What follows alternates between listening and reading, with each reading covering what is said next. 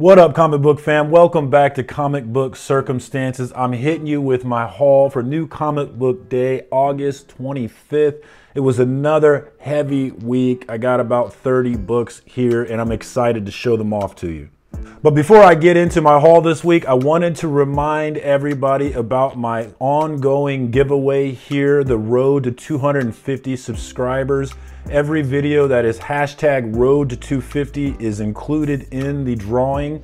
All you have to do to enter is subscribe to my little channel here, make a comment on a road to 250 video, and that will put you in. You are able to comment on every road to 250 video. That's going to give you multiple entries into this contest. And when I finally hit 250 subscribers, I'm going to pull all those comments and we're going to pull a winner for 2 comic books that are hot as hell right now. There's a lot of hype going around for Kang the Conqueror based off Loki and his upcoming involvement in the Ant-Man movie. We recently had Jonathan Majors, who's set to play Kang, at Golden Apple Comics, picking up Avengers 267, a great Kang cover. That is being given away to one lucky subscriber when I hit 250 subscribers.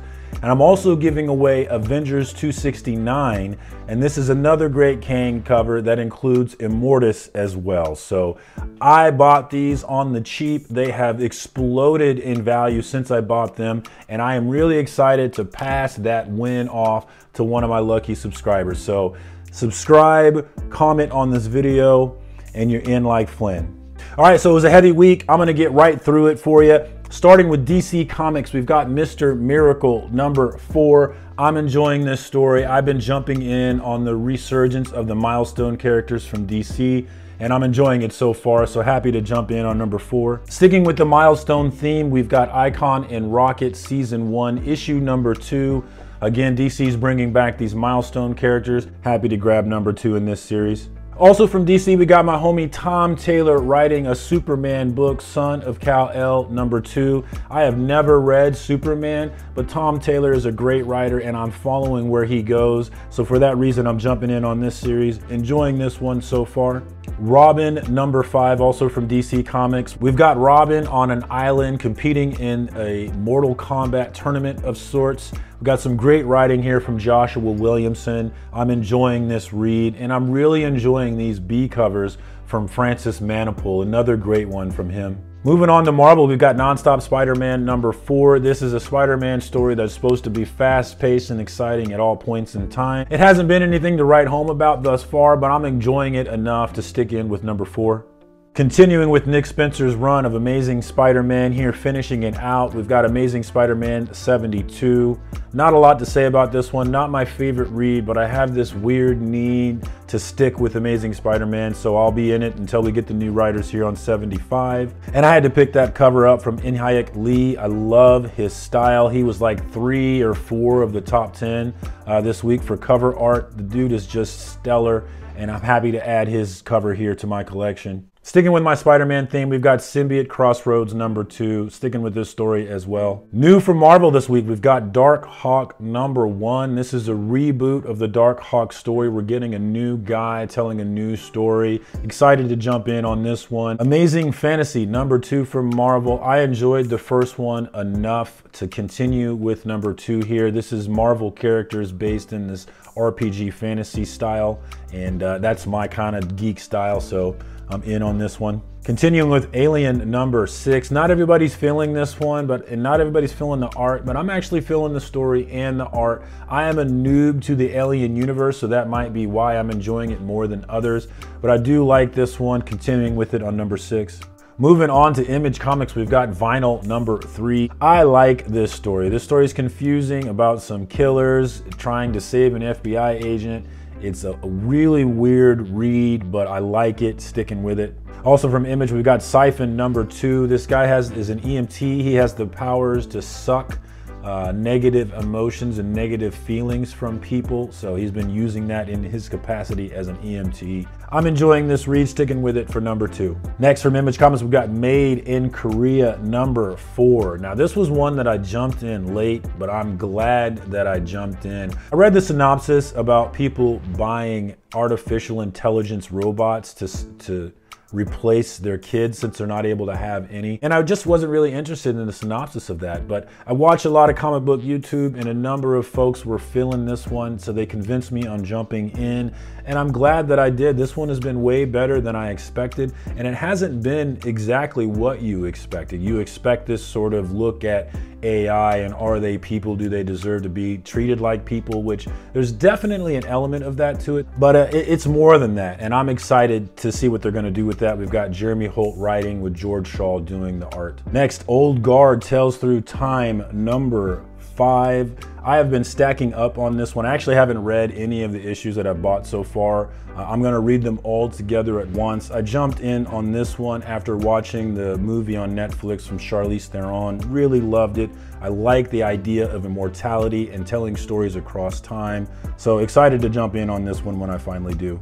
Next, from Image Comics, we've got Department of Truth number 12 from the best guy doing it, King James Tynion IV. This has not been my favorite Tynion read. It's been up and down, but I hear this is an up issue, so excited to jump back in. Next up from Image Comics, we've got Mom, Mother of Madness number 2. A lot of folks were turned off by the first one. It was too wordy, too confusing, and I feel that, but I was interested enough in the idea to go ahead and give it another shot on number 2, so here I am. King Spawn number 1 from Todd McFarlane. He is expanding the universe and I'm loving it. And I'm loving these great quality books for reasonable prices. Excited to grab this A cover from Puppeteer Lee. This was one of my top covers of the week.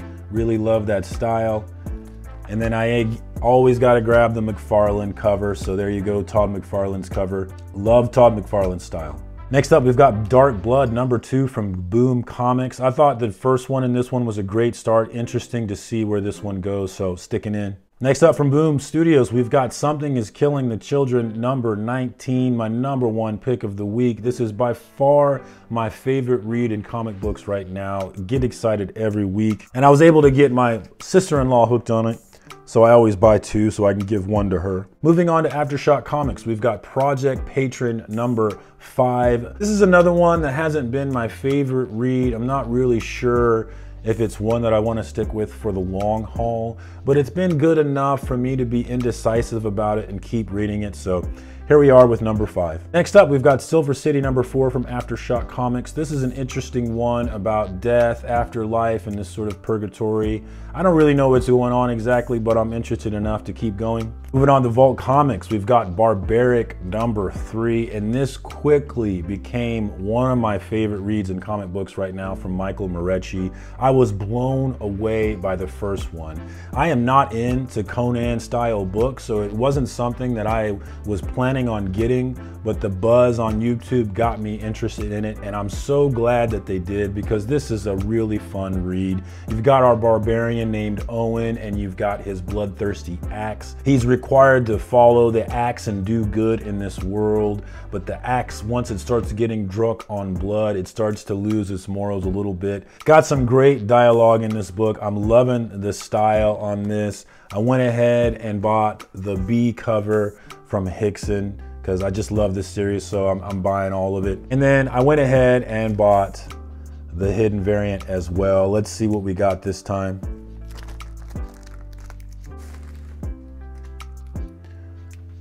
And boom, there it is. I like that. I was expecting a naked lady, but I don't need naked ladies in my comics, man. I've got the internet, so that's dope. Next up from Dynamite Comics, we've got Vampirella number 23. Now, I have never bought a Vampirella comic in my life, but I am a big fan of Warren Lau's realism style. And so this was a strictly cover horror buy. I couldn't resist it. This is my number 1 cover of the week. I love this thing. So I got no plans of reading this thing, but I will be looking at it periodically for the next 20, 50 years probably. All right, as always, let me know what was your read of the week and what was your cover of the week. Always interested to see what you guys bring because it might be something that I missed out on. And I've got serious FOMO out here, so don't let me miss out. My read of the week is definitely going to be King James Tynion IV and Something is Killing the Children number 19. It is my number 1 read right now in comic books, so no question that it would be number 1 this week. And then my cover of the week is going to be that Warren Lau Vampirilla 23 cover. I love his style, and I'm probably going to be cover whore buying a lot of his stuff going forward. All right, that's all I got for you this week. Get down low, give me a comment. What was your read of the week? What was your comment of the week? That way you let me know what I'm missing out on, and you also give yourself a chance to win Avengers 267 and 269, two can covers that are blowing up in my Road to 250 subscribers giveaway. So definitely get down there and do that. That's all I got for you though. Until next time, peace, comic book fam.